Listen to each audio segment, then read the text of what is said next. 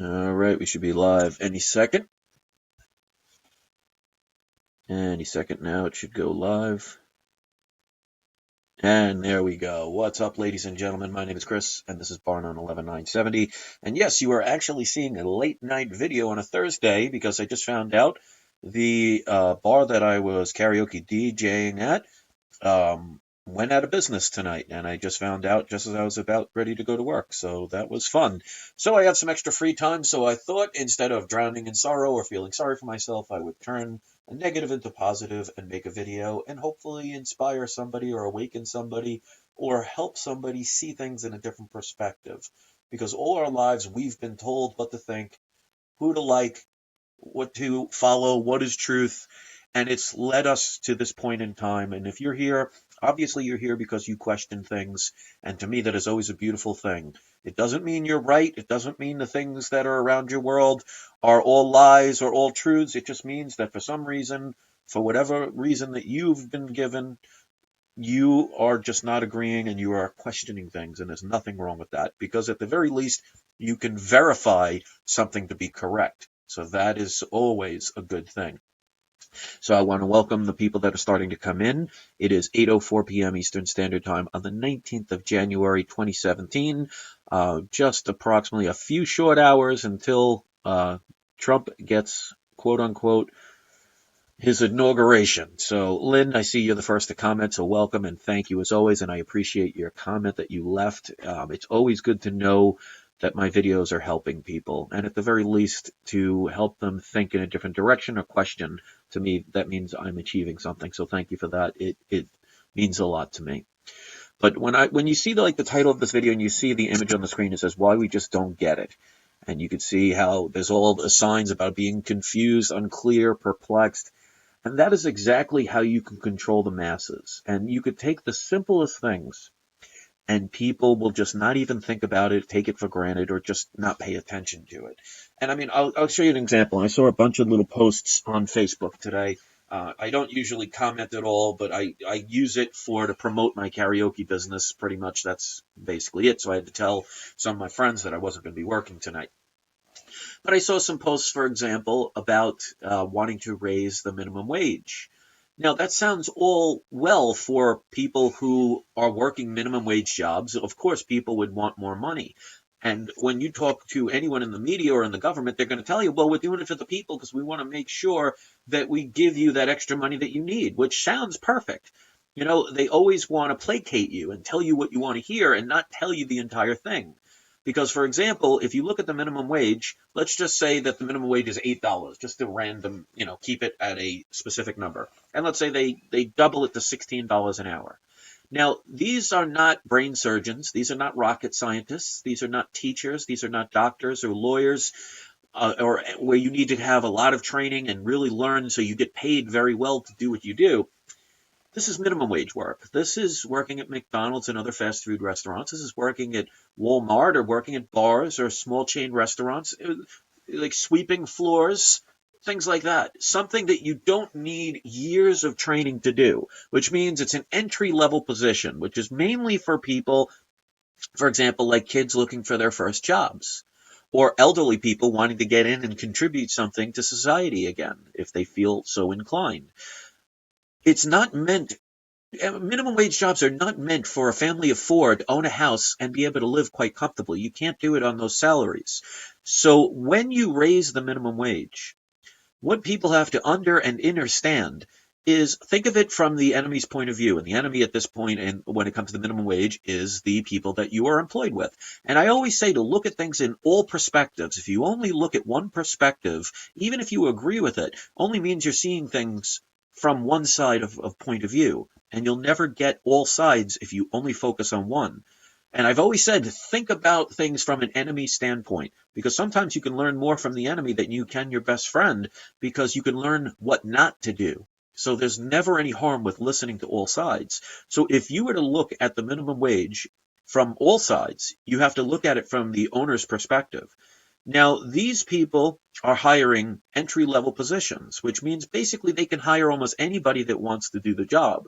So it doesn't require a lot of skill to sweep a floor. You just have to know how to push a broom. It doesn't take years of training to flip a hamburger. They could be trained. And when I was a teenager, I worked at McDonald's, and it took a day before I was pretty much almost an expert on everything that they do. It's not complicated.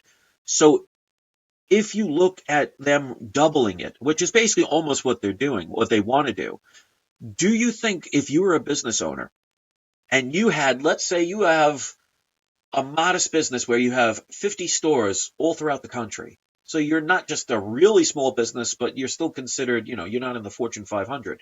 And now all of a sudden you have to pay almost double the amount that you used to pay. Do you think as a business person you will absorb that price? Or do you think that will affect the product or service that you provide? So you are going to raise the price. Now here's the thing.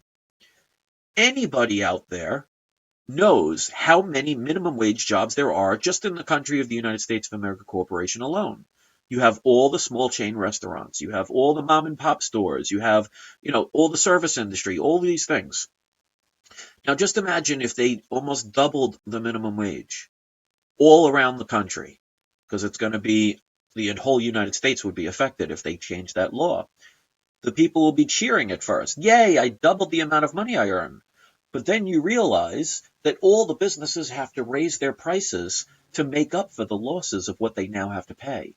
So then all of a sudden, you'll actually lose money, because now when you go grocery shopping, or you go to the gas station, or you go to buy new shoes, or you go out to your favorite little fast food restaurant, everything has increased in price to the point where it would actually offset and make you spend more than what you are currently spending now. So people do not understand this. When you think about just our national debt, and I like also in the title, it talks about Obama. Now, if anybody thinks that Obama did a great job and he has this quote unquote legacy, I'll ask you just a simple question.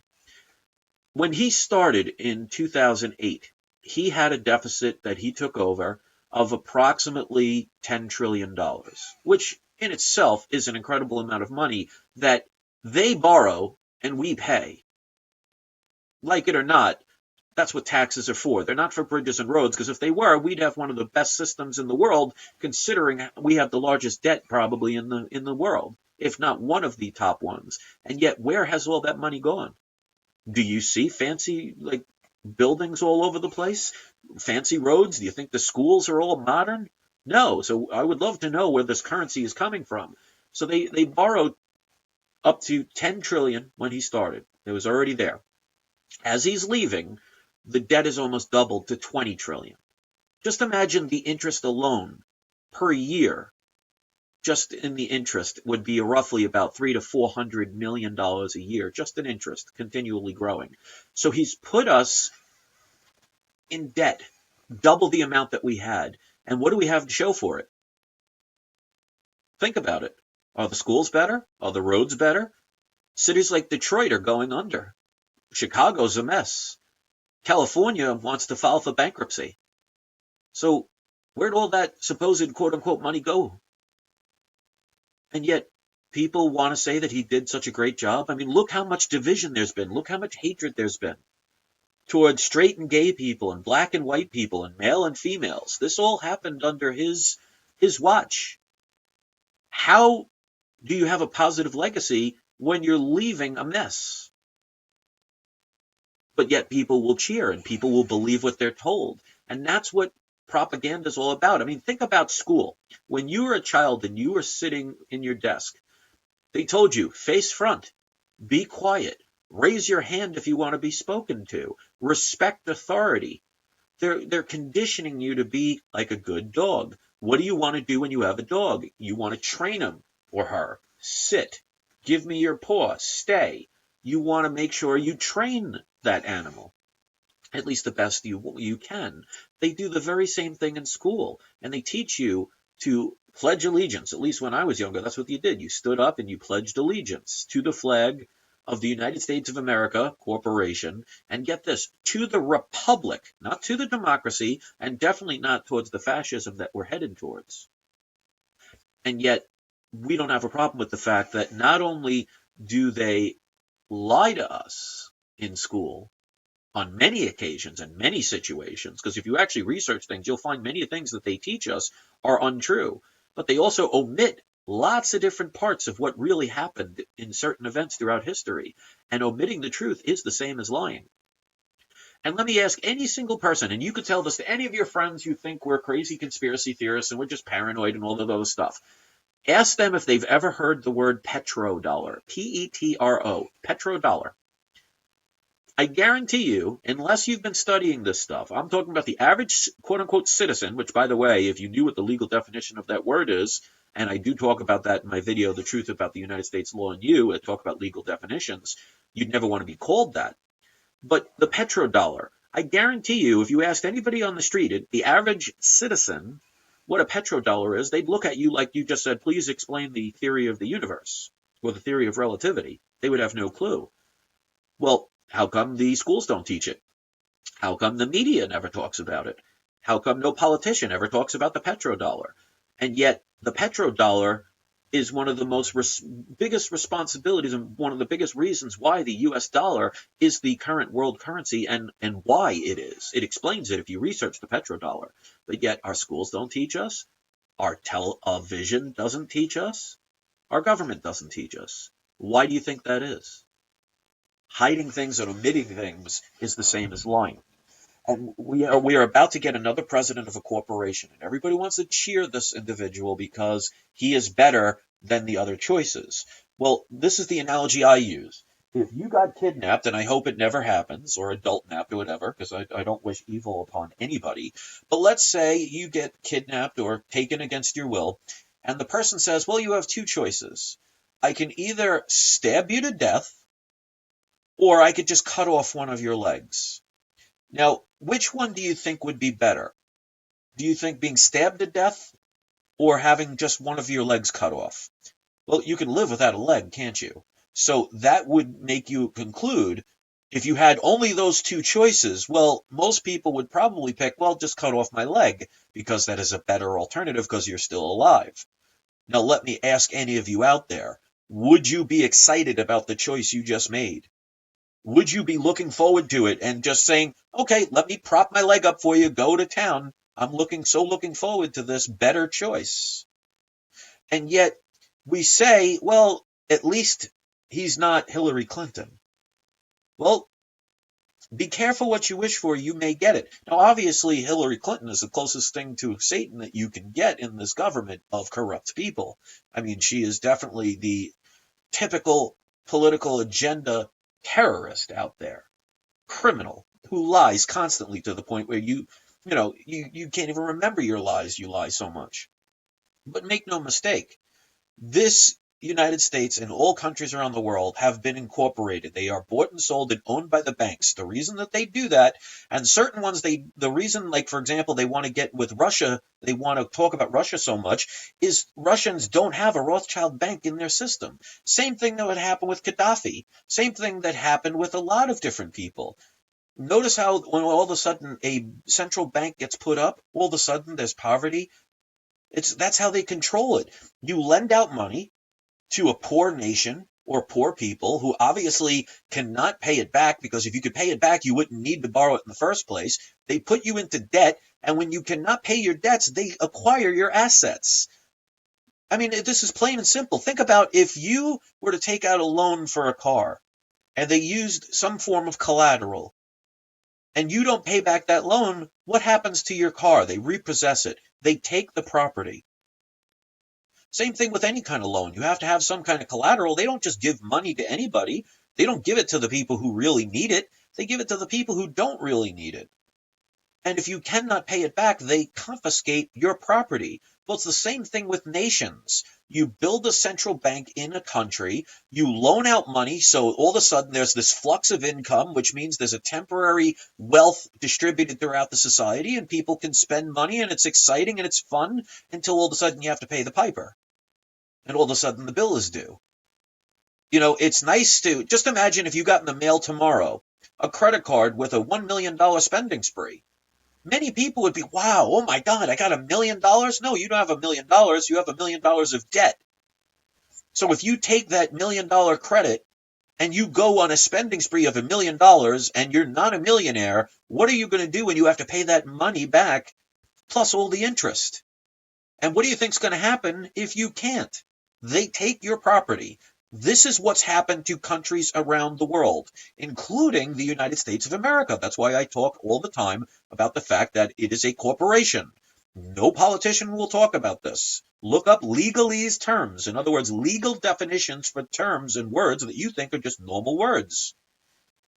There's a reason why they call you citizens, because you're a piece of property. You have to look up the legal definition for these terms.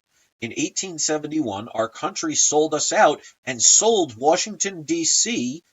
to the Rothschilds and the Bank of London to keep from being bankrupt due to the amount of money that it would cost to rebuild this country after the quote-unquote Civil War. I'd love to know what's civil about people, brothers and sisters, killing each other. And we borrowed money. So they were like, here, you want to keep your country from going bankrupt? We'll not only give you money that you and your families can be very wealthy, but you won't lose your country so other people don't come in and just annex it, and you go down in history as the one part of the government that lost the country due to bankruptcy. And they said, the only thing we want is 10 square miles of your country, which is called Washington, D.C., which, by the way, is where Trump will be inaugurated, in Washington, D.C., the only place he can be inaugurated. You ever wonder why not one president has ever been inaugurated anywhere else? It's owned by the Bank of London. And they just incorporate the name, because if you look at a corporation, all it is just a name. It's a registered trademark. The word United States, the word Canada, the word Australia, any country, it's incorporated. It's just a name. It's a registered name. That's why if you look up the store Macy's, it was created by a person whose last name was Macy. They just used their name. But the business is not the person. It's a registered name. This is the lie. So Donald Trump, whether he knows it or not, and I'm very sure he's aware of it at this point, he's swearing in to not the human beings of this planet, the living humans. They have created fictional corpse characters of all of you. If you have any form of government ID, you are part of a corporation. And as crazy as it sounds, this is how they control things. So Obama did not do a good job. Trump is not going to do anything that will help you. They might throw you a couple little tidbits to keep you quiet and keep you happy. Because if you get slaves too upset, they want to run away. They want to revolt. But if you throw them some good things and make them feel happy or special, they'll stick around. You ever have anyone or yourself in a relationship where it was very abusive, and just when you're ready to leave, all of a sudden the other person wants to be nice to you and showers you with gifts and tells you they love you and please don't go, I'd be lost without you, or I'll kill myself or whatever, and you might want to stay. Or they might actually change for a little while. How many relationships stay that way? The thing is, we are complacent with our criminals. We are okay with being lied to. I mean, people talk about trust. Last time I checked, shouldn't trust be earned? And yet, can anyone out there listening to this video, whether you're listening to it live or listening to it months, years, or whatever later, can you name me one politician who has earned your trust? Explain why they earned your trust. Not because they said something that resonated with you. I'm talking about because they did something that they promised, and they are who they said they were. I mean, look at Trump. He said all the time, lock her up. You'd be in jail. Remember that famous line that he said during one of the debates? You'd be in jail? Well, where's Hillary Clinton? Is she in jail? Is he even thinking about doing it? No. He wants us to all work together, and that would set a bad example. How many lies must people have before they are fed up and decide to no longer participate. And the sad part is, most people think the only way out is to take your gun and kill a bunch of people, thinking that that is the righteous way to go. In an infinite universe with infinite possibilities, if you think there's only one way out, you are limiting yourself and your mind's ability to actually expand itself and reason with common sense. If you think pulling out your guns and shooting the bad guys is the only way out of a system, then you don't understand how life truly works. And that is how they control you, by making you think you only have one option. And don't you think that's what they want? They want to lead you down the path of everybody getting their guns. Yeah, you'll probably shoot a couple of cops. You might even get a couple of the soldiers. You might even get a politician or two. But if you think you're not going to be overwhelmed and then all of a sudden they're going to take over, they're going to create more harsh laws, more restrictions. People are so worried about FEMA camps, but they want to get their guns and get ready to go shoot a bunch of people and wonder, oh, how did I get into this FEMA camp? Why is it that people do not understand that there are better ways? If you don't like your phone company, you don't go down to AT&T or Verizon or Sprint and burn it down. You don't kill the people that work there. You just no longer give them funds to allow them to survive. You go to another company. So how is it any different than the corporation known as the United States, or the corporation known as Canada, or the corporation known as Japan? Shooting the president, shooting the government officials, you think is a temporary thing, and it might even make you feel good. Oh, look, I injured this bad, evil criminal. But then there's just somebody else that will take their place. You ever listen to comic books or watch like Agents of S.H.I.E.L.D. or something when they talk about Hydra, that when you cut off one head, two new heads form? Well, if you just no longer give that beast its supply of energy, it cannot survive and it will die on its own. People are so prone to violence. When has violence throughout history solved the world's problems? Tell me a revolution, a riot, or any kind of war throughout history that created a utopia. Name one. Name one place on the planet that is a utopia thanks to a revolution, a riot, or war. Can anyone explain one example in the thousands of years of recorded history where we've become experts at killing one another? Please tell me which one has made us a utopia. You get temporary fixes that solve nothing in the long run, until the next war, until the next riot, until the next revolution. And the people, they wait a couple of decades, so most people forget the old situation. When was the last time you discussed 9/11? When was the last time you discussed Fukushima? When was the last time you even discussed the oil spill in Mexico? Well, in the Gulf of Mexico. They don't want you to talk about these things. They don't want you to remember. They want you to just wave your flags, be a patriot, and say, oh, this time this person's going to make the real change. And by the time you realize it's too late, whose fault is that? Hello, McFly. And people like me who are trying to teach common sense and trying to teach you that you're only cheering your next slave master in a corporate-run business that is there to extract your money. I mean, let me tell you something. I don't have Obamacare. I never signed up for that. I am not going to sign up for that crap. Do you know what I got in the mail today? Well, 2 days ago, I got a letter saying that if I don't get Obamacare, they are going to charge me a fee, a penalty of $1,400. Now, I just lost one of my DJ jobs tonight because the bar went out of business. How the hell am I going to afford $1,400 for that criminal organization? But people don't care. They complain and then they do nothing about it, and then they get so pissed off that eventually they want to shoot someone and wonder why that doesn't solve any problems. You ever see a religious person, how hypocritical they are? They want to talk about peace, love, and unity. Unless you go against their belief system, then they want you dead. How many wars have happened because of religion? You ever hear of a religious fanatic that bombs an abortion center because they're against the killing of children? which I believe in, but do you think the way to send a clear message about death is by killing other people? If you cannot find a better way, how are we supposed to enlighten and rise above and become better humans?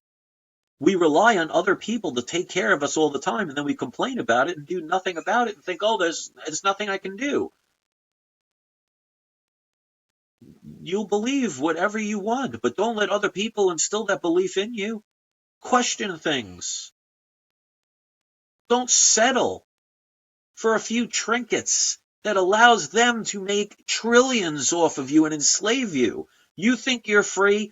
Take all of your belongings and try and leave whatever country you're in. And watch how fast you're questioned and stopped, and all your personal possessions are maybe confiscated. This is what people don't get. So yes, everybody's going to be focused on tomorrow. Everybody's going to be cheering about it, or people are going to riot about it, or they're going to be upset about it, instead of seeing the bigger picture.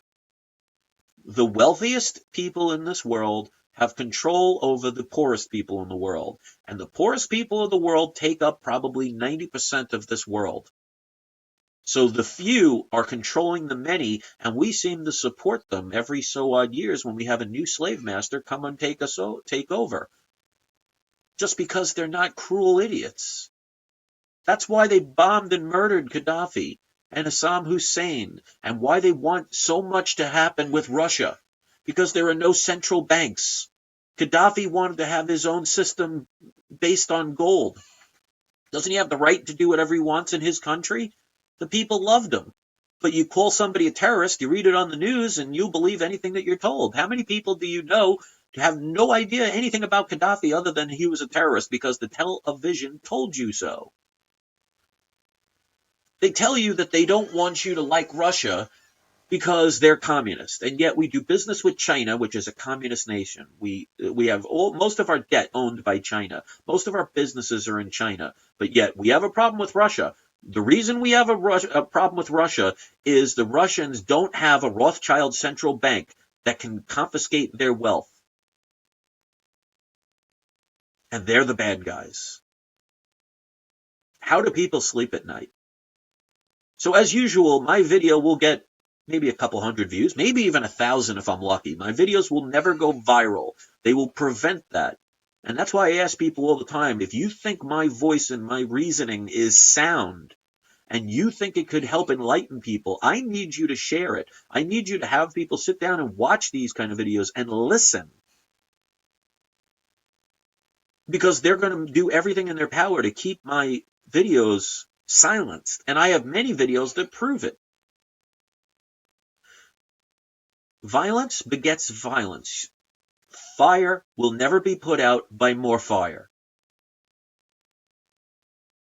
You want the easiest way to get rid of a fire? If you have a pan on fire, if you throw in the wrong thing, you could spread the fire and make it worse. Just cover it so it no longer has its oxygen supply and it douses itself out. It cannot feed off of what energy is not provided, which is oxygen. It's the same thing with any banking system, any corporation, any government. And the funny part is the government is a corporation. They thrive on your income, your hard labor. You work to pay bills. You pay bills because you're in debt. Who created that debt? They borrow money all over the world. Every country has their government borrowing money, or currency is the real term, and then handing the bill over to the people. And for some reason, it's our patriotic duty, and we love paying these debts for them so much that if somebody decides not to do it, they're traitors or there's something wrong with them. That's how much they've trained you into their system. You are legally dead when you have a birth certificate. Legally, not physically. They create a fictional character. Your government IDs, like your driver's license or your birth certificate, are nothing more than corpse reports. You are a product of the corporation.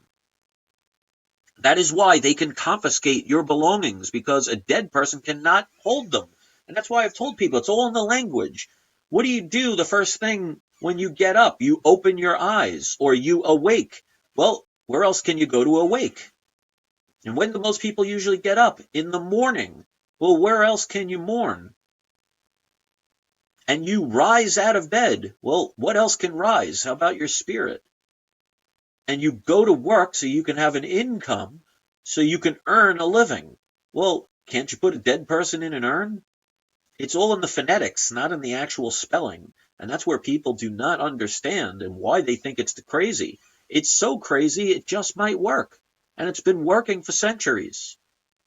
How is it that the masses can constantly be controlled by the few throughout the ages, unless they're being deceived to the point where you fight for the very people who are enslaving you? It's like criminal genius. And the people who question it are the ones that are assassinated, or they're mocked and abused, or disappear, or ignored, or made fun of. It's sad. Funny Feeling says he has a son. Who has a son? Well, I don't know. I don't even read the comments while I'm doing this. I read them afterwards. Anyway, I'm going to keep this video relatively short. I've said my speech, and for me, 30 minutes is short, but I speak from the heart. You don't see any scripts here.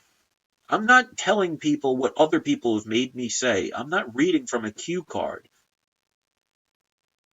This is real conversation. We need to create a dialogue. If your focus is enjoying tomorrow because you think Donald Trump is going to save the day, or if you're one of those people that think Obama did a great job, all that tells me is you're not researching and you don't know what's going on. You're just basing things on what other people say for fear of being outcast. Do you think I care what other people think? I mean, obviously it affects me, but it doesn't stop me.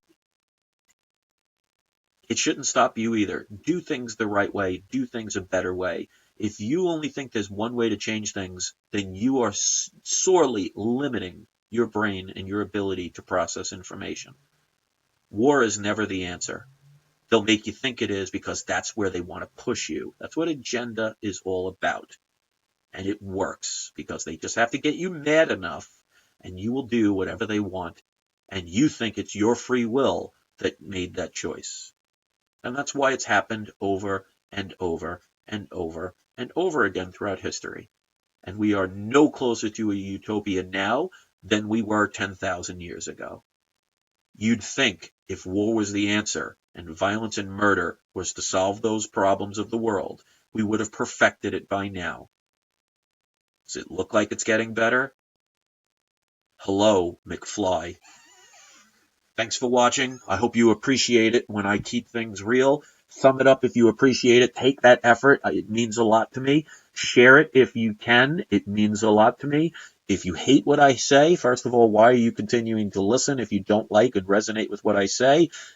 But hit the thumbs down if you really feel that inclined to show your protest to me speaking my own mind. If you're against free speech, don't worry. One day they will take that away from you, and then you will be very disappointed that you were stupid enough to hate people that thought differently than you. Doesn't make me right, doesn't make me better, just makes me me. So think for yourself. Don't ever be afraid to question. Research and verify things. Get out of banks. Open up a federal credit union. Get physical gold and silver. And just stop being dependent on others.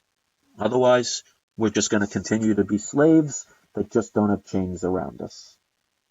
Thanks for listening. Have a great night, and don't forget to have your trolls spayed or neutered.